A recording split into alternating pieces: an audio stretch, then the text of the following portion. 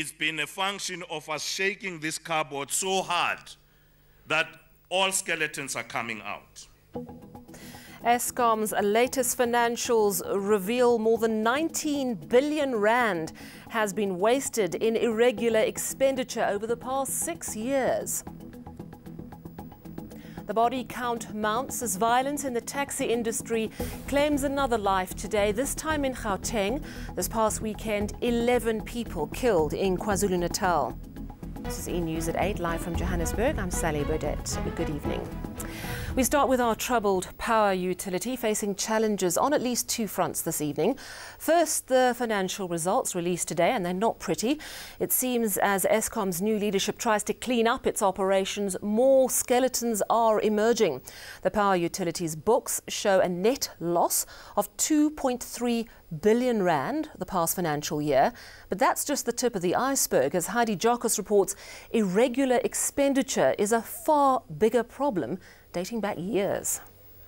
Eskom is under immense pressure as it tries to not only restore its credibility, but also get its finances in order.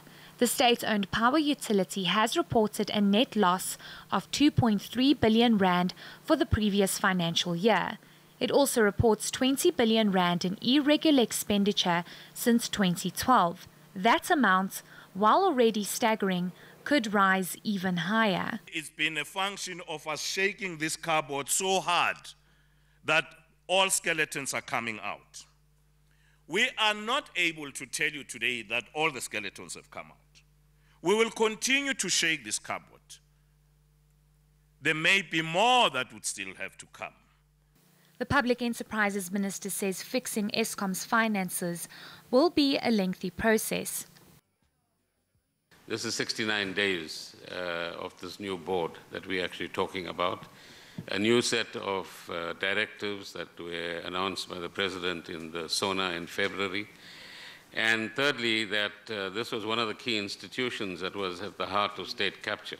I thought only in anatomy classes in medical school you'll find skeletons, but he's discovering skeletons here. And that needs to be understood as well as a process. It's a process as, for example, each contract is looked at, whether a service was delivered or not, as in the case of McKinsey and Trillion, very little seems to have been delivered. Eskom's CEO says it was vital for the board to stabilize the company. Over the past 10 years, it has had 10 chief executives and 6 different boards. There are green shoots that began to show. Smaller things that made us realize that we're on the right trajectory. For example, despite the challenges that we had during the financial year, you began to see the improving liquidity of an institution that could not access funding for 6 months.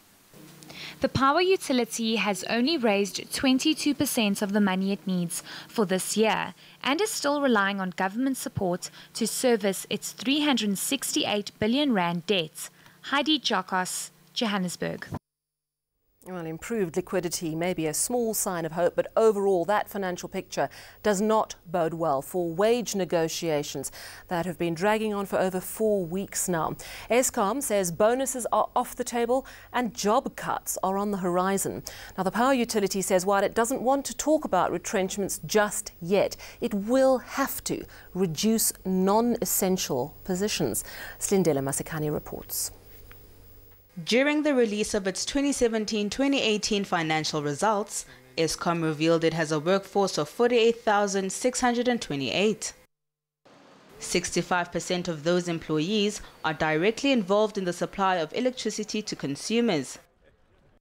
According to the report, employee benefits are the second largest component of operating costs, constituting 22%.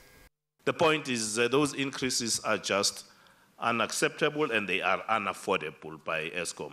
So it is important that when we revisit the debate, the impression must not be created that we're looking at lower levels of the organization. It has to be a review of the entire organization from top to bottom. Energy experts say retrenchments are likely. I think they're going to have to look at really downsizing or right-sizing the labour force as well as the management. It's not just a labour problem, it's a middle management problem, it's an executive management problem, senior management. Unions have maintained that if job cuts are implemented, they need to start at the top. With negotiations set to resume on Friday, non-payment of bonuses has been labelled a declaration of war. If this continues without a different position from Eskom until Friday, we are afraid that members might do something not right for the country, which we are discouraging them from. If negotiations are not successful, households and businesses are likely to face continued power cuts. Slindalo Masigan, Johannesburg. Moving now to what looks like war in the taxi industry. Over the weekend, a group of taxi drivers travelling together on their way back from a funeral in KwaZulu-Natal were ambushed. A hail of bullets hit the taxi, leaving 11 people dead and 4 wounded. Now, the drivers were part of the Ivory Park Taxi Association based here in Gauteng. The organisation says they are confused about the motives for the attack. The police commissioner has condemned the attack and vowed to make arrests within 72 hours. Then today, another taxi killing, this time north of Johannesburg. Malungelo Boy reports. Another scene of a deadly taxi shooting, this time in Alexandra, Johannesburg. A taxi owner gunned down in broad daylight. Nothing was taken from him, and police say the motive for the killing is still unclear. The murder comes 2 days after the mass murder of drivers belonging to the Ivory Park and Kempton Park Taxi Associations. The association says the attack has left them angry and confused. Currently in Ivory Park, we are not fighting with anyone, we're not in conflict with anyone. There's not even a road dispute. So we are so shocked. Over 200 bullets that were found in the vehicle. It shows that this thing, it was purely planned. But, sometimes in the back of my mind, I sometimes think that maybe our taxi was mistaken with another one. The South African National Taxi Council also wants answers. It says there should be an arrest soon, and those guilty of the crime should have their operating permits stripped. The taxi industry is an organ which is operating on the basis of the laws that governs this country. And we have no right in this country to take away the rights of somebody operating a license. We can only make recommendations. And if government is the one which at the end of the day must take a decision to say that we are going to implement this, we are going to stop this. Families of those who died are still not speaking, but a memorial service will be held on Thursday. Malungelo Boy, Midrand. Now to trouble on the tracks, the passenger rail agency says it has no idea who is behind arson attacks on its trains in the past few months. So far this year, 4 trains have been torched in the Western Cape alone, leading to the death of 1 person, another passenger still recovering from severe burns. And in the latest incident over the weekend, 2 trains were torched. Atium Tongana reports. After 2 trains were burnt over the past weekend, clean-up operations were in effect in Cape Town's central train station. The damages will cost PRASA 30 million rand. The stretched operations is being further, challenged. The fact that we've lost 2 more train sets after Saturday's incident. And it's also been, the 4th incident in a recent spate of train fires that we've had. We would like to get to the bottom of why state assets is being deliberately torched and damaged and destroyed, which is basically, the most affordable way for commuters in the Western Cape. 1 person died in a train fire in May and several others were injured. The latest incident will cause further delays for commuters. It's very bad, especially on the northern suburbs. I mean, it's hectic. People are running late for work. Security guards tried to extinguish the fire. They too are at risk of danger during these incidents. It's really dangerous, and more especially when you're on the way and then the train, they stop right on the way, not on the platform, not on the station, where the criminals and the robbers, they get a chance. PRASA's top national management will be making their way to Cape Town soon to meet with senior police officers. They've offered 25,000 Rand as a reward. PRASA says the reward money will be given to someone with information that would lead to a conviction. Tim Tongana, Cape Town. Still ahead on eNews, our BRICS partners are coming to town. What does that mean for our country's bottom line? My colleague Kaelihle Khumalo has the details.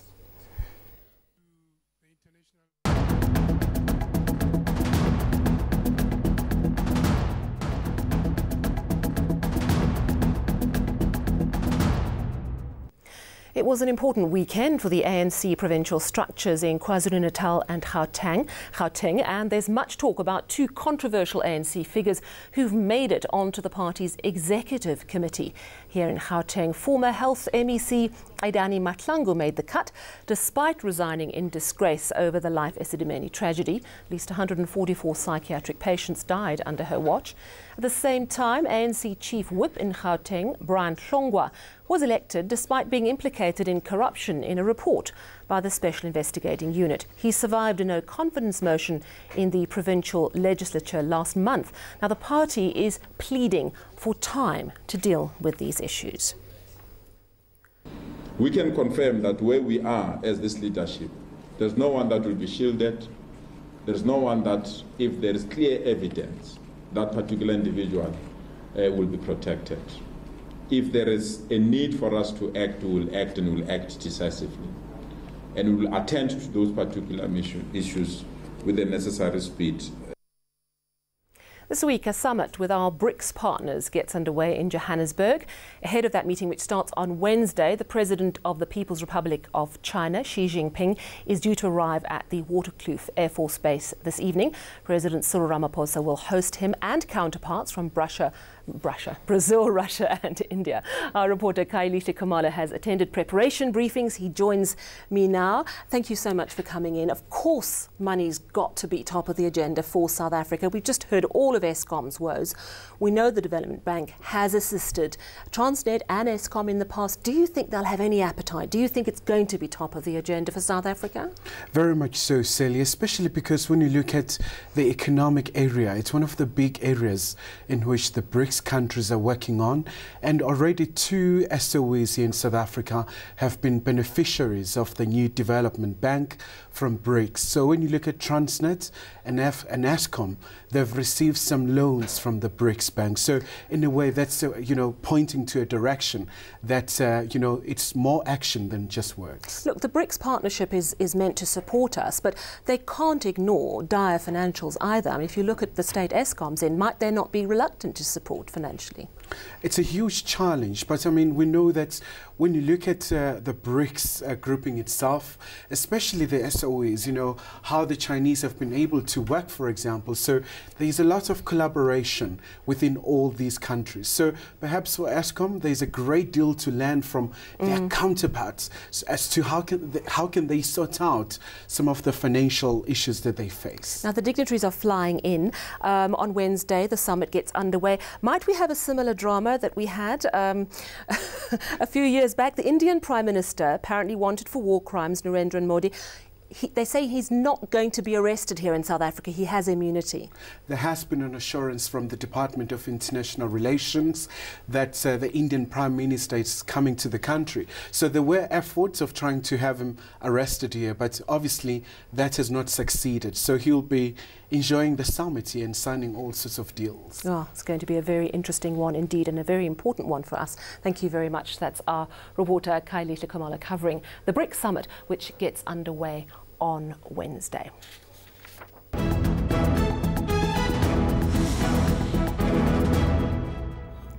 Let's recap your top stories this evening. Eskom's latest financials reveal 19 billion Rand wasted in irregular expenditure in the past 6 years. And the body count mounts as violence in the taxi industry claims another life, this time in Gauteng. Over the past weekend, 11 people killed in an ambush in KwaZulu-Natal. We've got your weather news after the break. And then, are you serious about timber? Well, these lumberjacks and Jills in the United States surely are.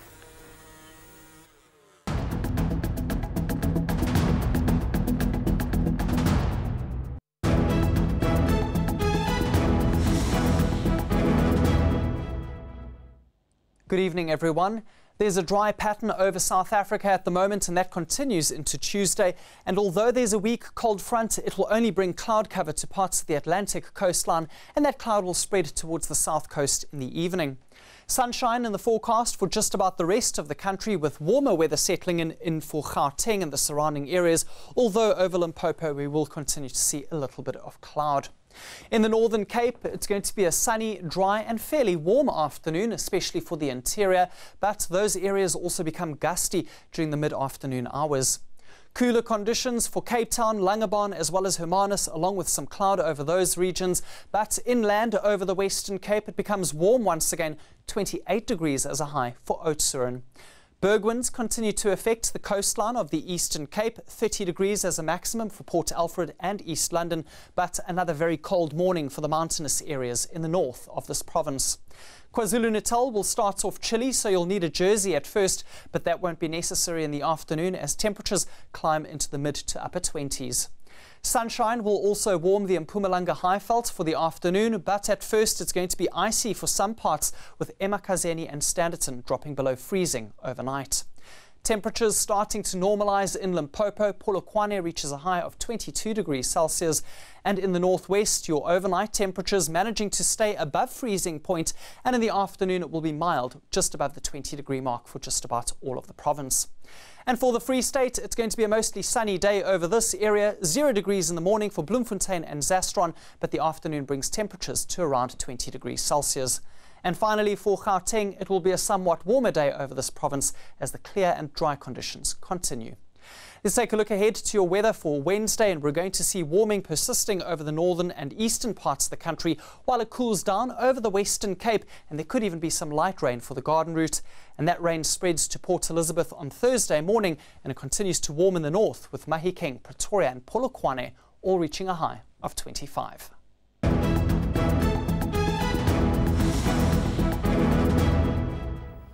And finally, some people in the USA are pretty serious about timber.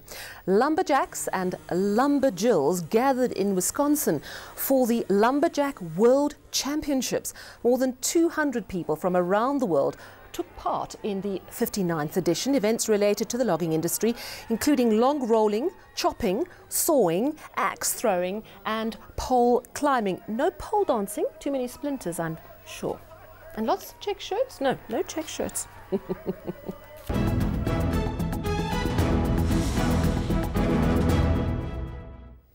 Let's recap your top story this evening. Eskom's latest financials reveal 19 billion rand has been wasted in the past 6 years in irregular expenditure. That's your news. Take care. Good night.